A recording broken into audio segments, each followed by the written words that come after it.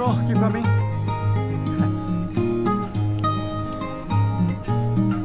तिमीलाई मन पराउँछु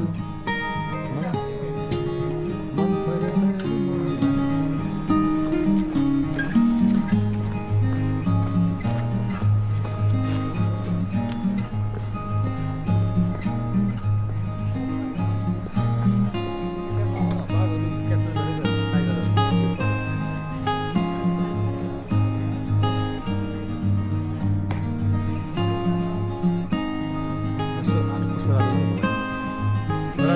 नाच्यो त दुई स्टेप